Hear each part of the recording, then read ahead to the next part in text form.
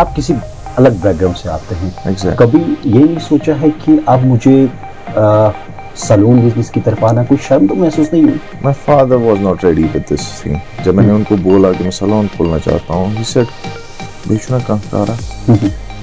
क्योंकि आपको पता है कश्मीर में, मैं हकीकत बात कर रहा हूँ, कश्मीर में शायद इस काम को छोटा बहुत समझते हैं जो हमारी पीछे वाली जनरेशन है, और जो अभी की जनरेशन है वो समझ रही है। तो जब एक कोई इनिशिएटिव लेता है एक बिजनेस का, तो पीछे उसके साथ बहुत सारे घर चलते हैं। जो लोग सोचते हैं जॉब का, उनको भी जॉब मिलती है। समझ? अच्छा, सलून बिजनेस की तरफ आना, क्या ये भी खास ये भी इसमें था कि क्योंकि अब जिस तरह से यहाँ हमारी जो बहनें हैं संवरना पसंद करती हैं, उसी तरीके से अब लड़के भी सजना संवरना पसंद करते हैं, ये जज्बात भी था इसमें कुछ? एग्जैक्टली। बेसिकली जब जवाहरनगर में हमारा खाली फीमेल था तो लोगों की शिकायत ये थी कि भाई हम मेल भी कुछ करना चाहते हैं, आप फीमेल्स के पीछे ही क्यों हो, फीमेल्स ही है सिर्फ, मेल्स के लिए भी कोई सलून खोलिए। तो चैलेंजिंग ये रहा यहाँ पे कि फीमेल्स के लिए आपको पता ही है अल्हम्दुलिल्लाह कश्मीर में काफ़ी अच्छा माहौल है। मुराद साहब, ये जानना चाहूँगा कि जो आपका पश्मीना का बिजनेस है वो किस तरह आप करते हैं? क्या एक्सपोर्ट करते हैं या विद इन द कंट्री आप उसको फरोख्त करते हैं? एक्सपोर्ट करते हैं, बेचते हैं मस्कत, ओमान, शारजाह, कतर, हर एक जगह। वहाँ रुमाल जिसे हम कहते हैं कश्मीर में रुमाल। फ्यूचर प्लानिंग का तो नहीं बोल सकता कुछ, क्योंकि कहते हैं if you want to make God laugh then tell him your plans. तो अभी कुछ है जहन में है लेकिन रिवील बताना नहीं चाहता। एग्जैक्टली, रिवील नहीं करना चाहता हूँ। कंफर्ट जोन से आना बाहर बहुत ज़रूरी है। आप छोटा सा बिजनेस स्टार्ट करें, लोग हंसेंगे लेकिन एट द एंड वही लोग तालियां भी बजाएंगे आपके लिए। बिल्कुल। वादी कश्मीर के पढ़े लिखे नौजवान अब सरकारी नौकरियों के पीछे भागने के बजाय अब खुद रोजगार कमा रहे हैं, न सिर्फ अपने लिए बल्कि दूसरों के लिए भी वो वसीला बन रहे हैं। हमारे साथ इस वक्त मौजूद हैं वादी कश्मीर के कामयाब कारोबारी रोएद भट्ट साहब। खुशामदीद। रोएद साहब, सबसे पहले यही जानना चाहेंगे कि आप उभरते हुए कारोबारी है इस वक्त और 2-3 आप बिजनेस कर रहे हैं, और न सिर्फ आप खुद कमा रहे हैं बल्कि दूसरों को भी रोजगार फराहम कर रहे हैं। इब्तिदाई तौर यही जानना चाहूँगा कि कहाँ से आपने अपनी जर्नी की इब्तिदा की? 4-4.5 साल पहले की बात है, जब मैंने अपने मेरे कज़न है वो काफ़ी मशहूर है अपने पश्मीना बिजनेस में, तो उन्होंने काफ़ी हेल्प की मुझे उस टाइम। तो बोला आप पश्मीना बिजनेस स्टार्ट करो। तो मैंने उसमें सोचा, थोड़ा पता नहीं था, मगर पता नहीं था कुछ, पता नहीं था पश्मीना की रिगार्डिंग, तो उससे मैंने स्टार्ट किया। मैं फिर उसके बाद दिल्ली गया, दिल्ली में स्टार्ट किया, वहाँ पश्मीना बिजनेस स्टार्ट। तो मार्केटिंग की गर्ज के थे? ये मार्केटिंग की, न्यूज़पेपर में पैम्पलेट डाले अपनी नई कंपनी के, सुबह रात के 4 बजे दिल्ली में। तो पैम्पलेट न्यूज़पेपर्स में डाले ताकि एक कंपनी के बारे में लोगों को पता चले। दिल्ली की छोटी कंपनी थी, शॉल्स का मकसद था कि वहाँ पे जो वेडिंग्स होती है वहाँ पे अपना शॉल स्टार्ट करें, अपने ज्वेलर्स के साथ टाई अप करें, जो हो नहीं पाया वहाँ, बट कुछ और रास्ते निकाले तो स्टार्ट किया पश्मीना से। वहाँ जब स्टार्ट किया तो मैं दिल्ली में था, कोविड से पहले की बात है, 4.5 साल हो गया आज इस बात। तो मैं एक सैलून में गया वहाँ, जावेद हबीब, तो मैंने वहाँ ग्रूमिंग की, तो मुझे काफ़ी अच्छा लगा, क्योंकि यहाँ और वहाँ की ग्रूमिंग में ज़मीन आसमान का फ़र्क था। मैंने सोचा जब यहाँ ये सब हो सकता है हमारे कश्मीर में क्यों नहीं, वहाँ लोगों को भी हम ऐसी सर्विस दे सकते हैं। नॉर्मली आप सैलून में गए? एग्जैक्टली, और बहुत ही अफोर्डेबल प्राइस था वहाँ पे, कोई वैसा प्राइस नहीं था विच वॉज शॉकिंग। तो बहुत ही नॉर्मल प्राइस था, अफोर्डेबल प्राइस था। तो आई वॉज इम्प्रेस्ड। मैंने कहा मैं कश्मीर में भी ऐसी सर्विस ला सकता हूँ। तो कश्मीर में मैंने फिर सैलून एक लाया, कोविड के दौरान मैंने एक सैलून। पश्मीना बिजनेस के पैरेलल? हाँ, पश्मीना बिजनेस तो चल रहा था मेरा उन दिनों, नई कंपनी थी, स्टार्ट किया था। तो वहाँ पे मुझे दिल्ली में ये आइडिया आया कि मैं भी एक सैलून खोल सकता हूँ। तो फिर मैं कश्मीर आया समर्स में, क्योंकि विंटर्स में वहाँ काम होता था पश्मीना का। मैं समर्स में यहाँ आया तो मैंने स्टार्ट किया एक वेंचर, जावेद हबीब सैलून राजबाग में, जो हेयर स्टूडियो था हमारा। तो उन्होंने क्या फ्रेंचाइजी मैंने ली जावेद साहब से, उनके साथ मेरे बहुत अच्छे ताल्लुकात हैं। तो उनसे मैंने एक फ्रेंचाइजी ली, तो वो मेरे कस्टमर भी रह चुके हैं बेसिकली पश्मीना में। अच्छा। तो वो रिलेशन भी था, मैं उनके अच्छा। पास डायरेक्ट गया, दिल्ली में वो लाजपत नगर में बैठते थे, तो काफ़ी क्लोज थे। मैंने कहा मैं एक सैलून खोलना चाहता हूँ। बोला क्यों नहीं? मैंने कहा कश्मीर में। बोला मुश्किल है, वहाँ फैकल्टी नहीं आ सकती, कुछ नहीं आ सकती वहाँ पे, क्योंकि वो लोग शायद कश्मीर को बॉर्डर समझते थे। तो मैंने कहा हाँ ऐसा कुछ नहीं है, मैं कर लूंगा मैनेज। बोला अगर तुम कर लोगे हम भी पूरा सपोर्ट कर लेंगे। ऐसे तैसे मैंने फिर जवाहर नगर में एक छोटा सा आउटलेट है हमारा वहाँ पे, तो उस पहला आउटलेट बना जावेद हबीब का जो ऑथेंटिक फ्रेंचाइजी। ये भी आपको पता नहीं था या इल्मियत नहीं थी चलेगा या नहीं चलेगा? कोविड था, कोविड था, तो उन्हीं दिनों हमने स्टार्ट किया था। कुछ थोड़ी बहुत रिलैक्सेशन मिलती थी, उसमें सैलून खोलते थे। इनफैक्ट वहाँ तो हमने काफ़ी कुछ देखा कोविड के दौरान, क्योंकि उन दिनों हमें कुछ एक्स्ट्रा चीज़ें लेनी पड़ी, SOPs फॉलो करनी पड़ी जो कि आउट ऑफ माइंड थी। तो it was totally different feel for me, but somehow Allah के करम से किया मैनेज, और वहाँ इतना रश रहा कि वो सैलून छोटा हो गया, पड़ गया, वो छोटा हो गया। तो जो सोचा भी नहीं था वो अल्लाह ताला ने अता किया वहाँ पे, क्योंकि लोग बहुत खुश थे, अफोर्डेबल प्राइस था, सर्विस भी काफ़ी अच्छी थी, तो लोग बहुत खुश थे। बट एक ही कंप्लेन थी, सैलून थोड़ा बड़ा कीजिए। मैंने कहा अभी तो नया नया ही खुला है, अभी क्या बड़ा करेंगे। बट 3 साल तक हमने वो चलाया वो सैलून। 3 साल तक उसमें 2-3 इंटीरियर्स हमने चेंज किए, क्योंकि एक्सपैंड होता गया। तो जितनी दीवारें तोड़ सकते थे वहाँ उतनी तोड़ी, लेकिन वो खाली फीमेल्स के लिए था, तो वहाँ पे बस फीमेल्स ही थी। तो फिर मैंने और एक आउटलेट खोला पीरबाग में। पीरबाग में हेडक्वार्टर के पास ही है, चौक में, एयरपोर्ट रोड पे, वहाँ पे हबीब के नाम से हमने खोला एक आउटलेट।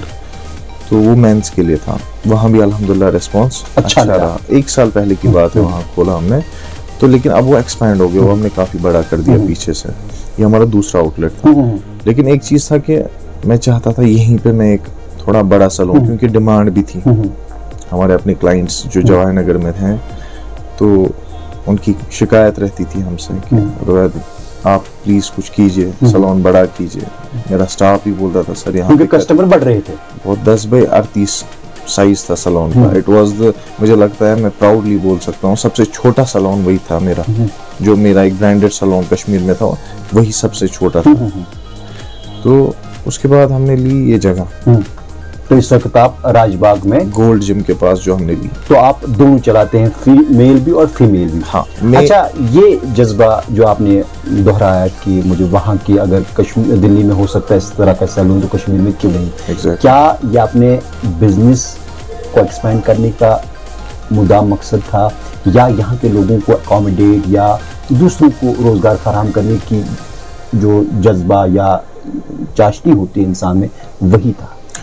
नहीं, देखिए जब कोई काम बढ़ता है, कोई कामयाब होता है, या किसी भी चीज़ में आप देखें कोई आगे ग्रोथ करता है, तो पीछे उसके साथ और भी लोग ग्रोथ करते हैं। समझ रहे हैं? मान लीजिए सैलून है, सैलून के साथ बहुत सारे घर हमारे जुड़े हैं, बहुत सारी फैमिली जुड़ी है, मेरा अपना घर जुड़ा है, मेरे साथ कुछ और भी लोग हैं, उनके फैमिलीज। तो जब एक कोई इनिशिएटिव लेता है एक बिजनेस का, तो पीछे उसके साथ बहुत सारे घर चलते हैं। जो लोग सोचते हैं जॉब का, उनको भी जॉब मिलती है। समझ? अच्छा, सैलून बिजनेस की तरफ आना, क्या ये भी खास ये भी इसमें था कि क्योंकि अब जिस तरह से यहाँ हमारी जो बहनें हैं संवरना पसंद करती हैं, उसी तरीके से अब लड़के भी सजना संवरना पसंद करते हैं, ये जज्बा भी था इसमें कुछ? एग्जैक्टली। बेसिकली जब जवाहर नगर में हमारा खाली फीमेल था, तो लोगों की शिकायत ये थी कि भाई हम मेल भी कुछ करना चाहते हैं, आप फीमेल्स के पीछे ही क्यों हो, फीमेल्स ही है सिर्फ, मेल्स के लिए भी कोई सैलून खोलिए। तो चैलेंजिंग ये रहा यहाँ पे कि फीमेल्स के लिए, आपको पता ही है अल्हम्दुलिल्लाह कश्मीर में काफ़ी अच्छा माहौल है, तो यहाँ पे हमें फीमेल्स के लिए फीमेल का ही मैं चाहता था कि रहे, एक प्राइवेसी रहे। तो वो that was very important point for me. तो फिर जब मैंने राजबाग में लिया, तो मैंने यहाँ इसीलिए मेंस का ग्राउंड फ्लोर में रख दिया, और बाकी जो अपस्टेयर्स है पूरा फुल फ्लेश्ड फीमेल्स के लिए है विद प्राइवेसी। ये इट वॉज वेरी चैलेंजिंग। और इसमें एक चीज़ अकोमोडेट हो गई, जो मेल्स शिकायत करते थे उनके लिए तो हमने पिरबाग में रखा था, but the people who are residing near Jawahar Nagar, Rajbagh, civil line area, Hyderpora, Peerbagh, वो पिरबाग वाले वहाँ से जाते थे, बट जो यहाँ के लोग हैं उनके लिए एक अच्छा सैलून नहीं था। अच्छा रोहित साहब, ये मुझे बताइए कि यहाँ आपसे पहले भी कई सैलून चल रहे थे जो एक ब्रांड के नाम से चल रहे थे, तो आप में अलग क्या है? जो आपके तीनों सैलून चल रहे हैं, अलग क्या है, मुख्तलिफ क्या है बाकी सैलूनों से? किसी की खामी तो नहीं निकालूंगा, लेकिन जावेद हबीब जो एक ब्रांड है, ये अपने आप में एक ऐसा ब्रांड है जो हिंदुस्तान का पहला ब्रांड था जिसने रिप्रेजेंट किया इस इंडस्ट्री को। तो इस इंडस्ट्री के इतने स्टूडेंट्स जो है ना, जो बाकी ब्रांड्स में काम करते हैं, वो हमारे ही एकेडमी से निकले हुए स्टूडेंट्स हैं। हमारा हुआ है सिंस 1986 में ये ब्रांड बना है, तब there was no other brand, and Javed sir was the only person जिन्होंने इस इंडस्ट्री को बूस्ट किया। लोग बहुत उनको मतलब बाहर पूछते हैं क्योंकि उन्होंने बहुत कुछ किया, इस इंडस्ट्री को एक प्राउडली एक नाम दिया जिसे सैलून कहते हैं। अच्छा, आप किसी अलग बैकग्राउंड से आते हैं, exactly. कभी ये नहीं सोचा है कि अब मुझे सैलून बिजनेस की तरफ आना, कोई शर्म तो महसूस नहीं हुई? My father was not ready with this thing. जब मैंने उनको बोला कि मैं सैलून खोलना चाहता हूँ, he said बेचना कहाँ का रहा, क्योंकि आपको पता है कश्मीर में, मैं हकीकत बात कर रहा हूँ, कश्मीर में शायद इस काम को छोटा बहुत समझते हैं जो हमारी पीछे वाली जनरेशन है, बट जो अभी की जनरेशन है वो समझ रही है कि this is a very important thing. जैसे आप वेडिंग देख लो, ग्रूमिंग देख लो, अगर ग्रूम ना हो, जैसे कोविड में नहीं हुआ था, लोगों की हालत क्या हो गई थी। तो मैं चाहता हूँ कि लोग ये समझे कोई प्रोफेशन छोटा नहीं है unless until it is done by ईमानदारी से किया जाए, ईमानदारी से और अच्छे से, जैसे हमने रखा है मेल्स के लिए मेल, फीमेल्स के लिए female and total separate. It is a very good thing. अच्छा, ये भी कहा जाता है कि जो ब्रांडिंग सैलून होते हैं तो हर एक अफोर्ड नहीं करता है वहाँ जाने के लिए, तो आपका जो चार्ज है क्या वो भी वही है ब्रांड के हिसाब से, कि आपने वैसे लोगों को भी कैटर करने की कोशिश की है कि जो मतलब कम आमदनी रखते हैं और शौक है कि बड़े सैलून में ये अपने आप को सवारे सजाए? जब हमने ये राजबाग वाला आउटलेट स्टार्ट किया तो हमने 4 दिन फ्री रखी थी सर्विसेज, शायद आपको पता नहीं हो, 4 दिन हमने पूरे कश्मीर के लिए फ्री रखी थी। बट इशू ये था, जैसे हमारे एक मशहूर लेडी हेड खालिद साहब हैं, सुना मत होगा उनका नाम, वो सूट्स बेचते हैं, तो वो अगर चाहे, अगर वो फ्री रखेंगे वो पूरा दिन फ्री सूट्स दे सकते हैं, लेकिन हमारा है सर्विस, तो हम खालिद भाई की तरह सूट्स तो नहीं बेचते हैं जो दे सकते हैं, लेकिन हम सर्विस दे रहे थे। तो हमने उस टाइम पे जितनों को अकोमोडेट कर सकते थे उतनों को उन 4 दिन किया, अकोमोडेट किया, उसमें हर कोई आया। तो इसका मतलब ये है कि आपको लोग जानने लगे, आपके ब्रांड को जानने लगे, आपके काम को जानने लगे, और जो आपने अपने यहाँ एम्प्लॉय रखे हैं उनके काम को देखेंगे। बेसिकली मैं आपको पहले एक चीज़ का जवाब देना चाहता हूँ, जो आपने पीछे से पहले क्वेश्चन पूछा कि क्या लोग अफोर्ड कर पाएंगे इस ब्रांड को। जावेद हबीब, मुझे लगता है हमारा जो सैलून है इसके प्राइस में चैलेंजिंग या आपको ये बात करता हूँ कि हमारी प्राइस बहुत अफोर्डेबल है as compared to any other brand. I don't want to name any brand, I am just telling कि जावेद हबीब में जो प्रोडक्ट्स यूज होते हैं, they are the finest products in this world, whether it is nanoplastic which comes from Brazil और keratin treatment which comes from Indonesia. We have a lot of brands. In fact, some of the brands which we have boycotted right now, apart from that we still have many other brands जो बहुत ही expensive brands हैं, और उन brands के हम products use कर रहे हैं right now यहाँ पे। तो हम ऐसा कोई प्रोडक्ट, चीप प्रोडक्ट यूज नहीं कर रहे। आपके जो स्टाइलिस्ट हैं, they are senior, they are trained by Javed sir, वो ये बहुत इम्पैक्ट पड़ता है व्हेन यू हैव स्टाफ जो सीनियर हो। प्रोडक्ट्स ये बहुत मैटर करता है। एक ब्रांड में एक सेटिस्फैक्शन ये होती है कि वहाँ पे जी हमें चीट नहीं करेंगे, क्वालिटी अच्छी होगी, क्वालिटी भी हम दे रहे हैं, प्लस आपको स्टाफ भी सबसे बेस्ट दे रहे हैं, और प्राइस भी बहुत नॉमिनल रखा है। हर एक आपके पास आ सकता है obviously because we believe in quantity plus quality। तो हमने ये नहीं रखा है एक क्लाइंट से सारा निकालना है, क्योंकि जो mostly some of the people are doing, तो हमारा वैसा नहीं है। हमारे प्राइसेस बहुत नॉमिनल है, आप चेक कर सकते हैं हमारे पेज पे भी, और जो हम ऑफर्स भी देते हैं they are very crazy offers. अच्छा रोहित साहब, आपने खुद जिक्र किया कि सबसे पहले मेरे वालिद साहब ने मुझे बोला कि ये प्रोफेशन है क्या, Exactly. इसके बगैर भी कोई कई सारे प्रोफेशन है, कितने चैलेंजेस का सामना करना पड़ा इब्तदाई तौर इस बिजनेस को स्टार्ट करने के लिए? मेरी फैमिली में बस मेरे फादर थे, लेकिन मैंने उनको विद इन नो टाइम समझा दिया। मैंने कहा अबू ऐसे मसला है, मैं जो करना चाहता हूँ इसमें कुछ ऐसा नहीं होगा जिससे आपका शेम फील होना पड़े, it will be totally different. मैंने उनको अपना समझाया कॉन्सेप्ट और वो समझ गए। उन्होंने कहा कि बार्बर ही बनना है। मैंने कहा ऑल्दो मुझे तो सीजर पकड़नी भी नहीं आती है।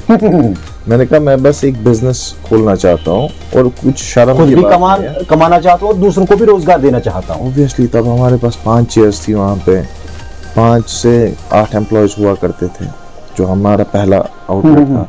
तो जब 8 फैमिलीज मेरे पीछे चल रही थी अल्लाह के करम से, और वही हमें भी चला रहा है।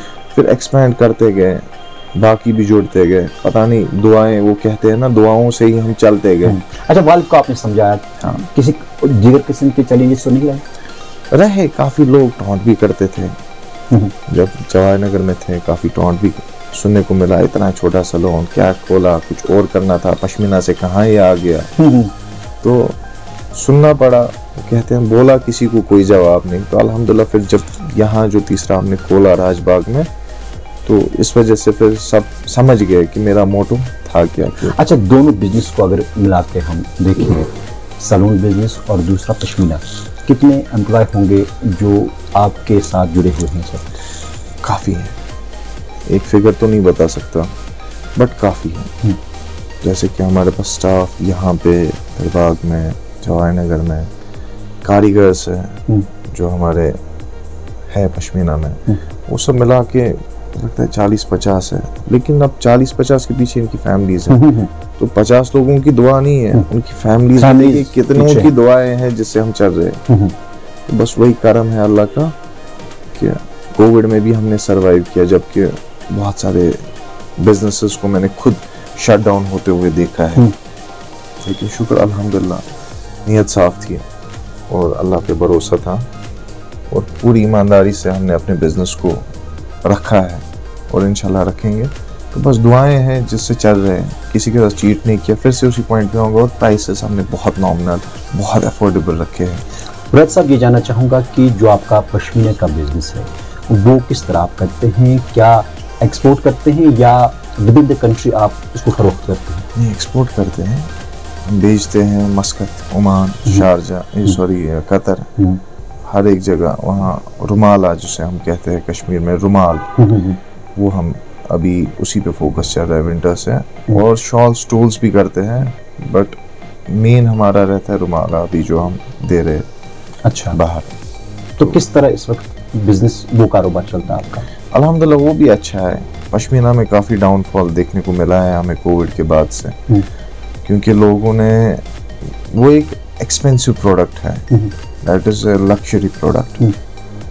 तो कोविड के बाद काफ़ी कुछ हमें प्रॉब्लम्स देखने को मिली पश्मीना में, क्योंकि नॉर्मली हम वो बेचते नहीं हैं 1000 रुपए के स्टोल जो आपको मिलेंगे पश्मीना के नाम पे, वैसा कुछ है नहीं। तो जो हम ऑथेंटिक पश्मीना बेचते थे और जिन लोगों को बेचते थे, उनने काफ़ी उसमें रोक दिया परचेज को, जो वो कर रहे थे, जिस हिसाब से वो कर रहे थे।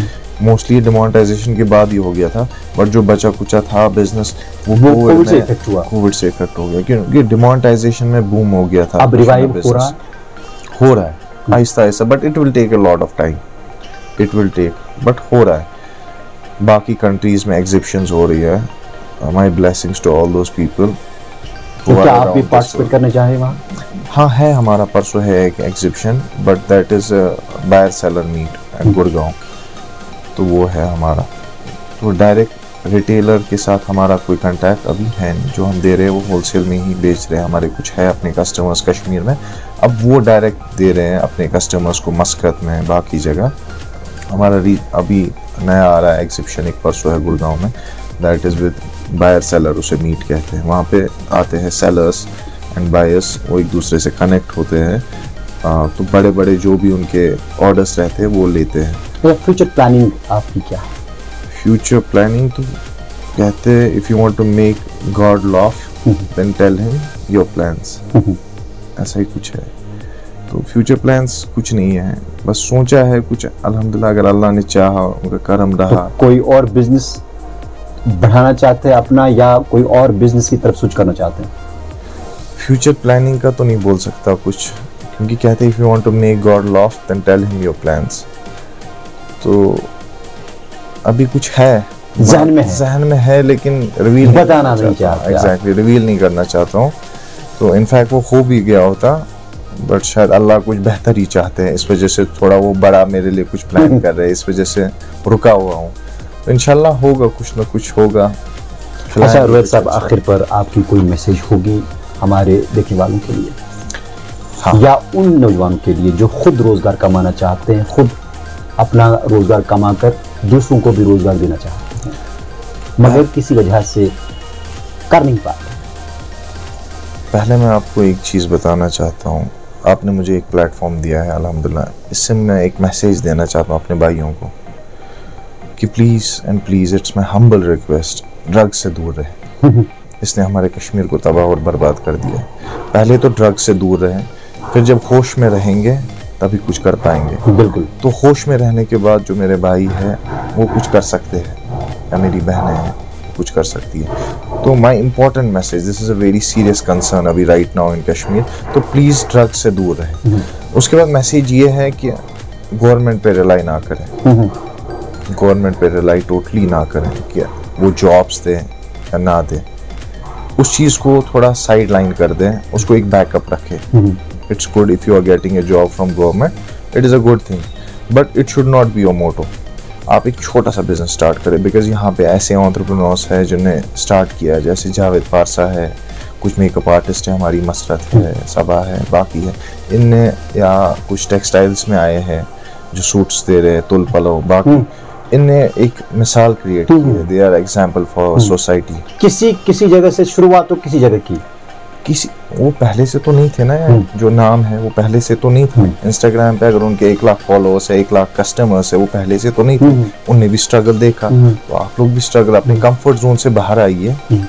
कंफर्ट जोन से आना बाहर बहुत जरूरी है। आप छोटा सा बिजनेस स्टार्ट करें, लोग हंसेंगे, लोग हंसेंगे पहले आप पे, बहुत कुछ हंसेंगे, बहुत कुछ देखना भी पड़ेगा, बहुत कुछ सुनना भी बहुत कुछ पड़ेगा, लेकिन एट द एंड वही लोग तालियां भी बजाएंगे आपके लिए। बिल्कुल। बस आप रुकना नहीं, कंसिस्टेंसी इज द की।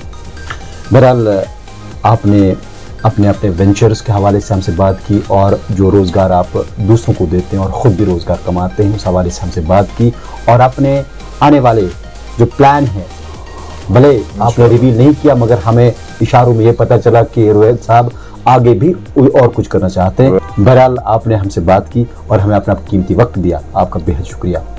अस्सलाम वालेकुम। ये थे रोहित भट्ट साहब, जो कि एक कामयाब कारोबारी है। साफ इनका कहना है कि कंफर्ट जोन से बाहर आना है और नौजवानों को सरकारी नौकरियों के पीछे भागने के बजाय खुद रोजगार कमाने की तरफ रागिब होना है, न सिर्फ अपने लिए बल्कि दूसरों के लिए भी वसीले पैदा करने हैं। और तभी